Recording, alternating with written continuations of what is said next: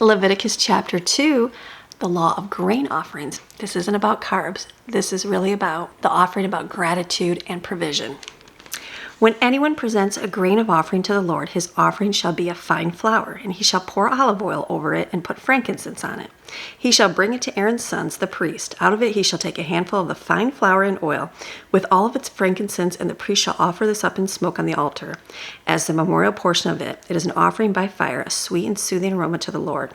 What is left of the grain offerings belongs to Aaron and his sons. It is most holy, part of the offerings to the Lord by fire.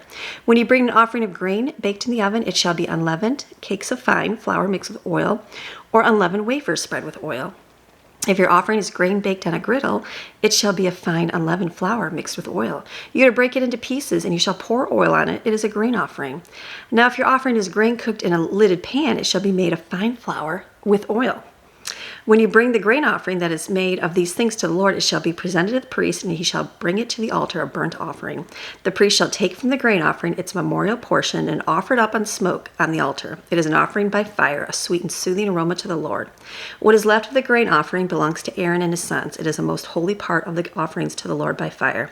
No grain offering that you bring to the Lord shall be made with leaven, for you shall not offer up in smoke any leaven, which symbolizes the spread of sin, or any honey, which like leaven is subject to fermentation, in any offering by fire to the Lord.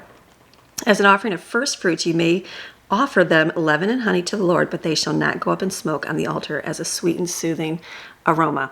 You shall season every grain offering with salt, so that the salt, the preservation of the covenant of your God, will not be missing from your grain offering. You shall offer salt with all your offerings. If you bring a grain offering of early ripened things to the Lord, you shall bring fresh heads of grain, roasted in the fire, crushed grain of new growth for the grain offering of your early ripened things. And you shall put oil on it and lay incense on it. It is a grain offering. The priest shall offer up in smoke as a memorial portion, part of the crushed grain and part of its oil with all its incense. It is an offering by fire to the Lord.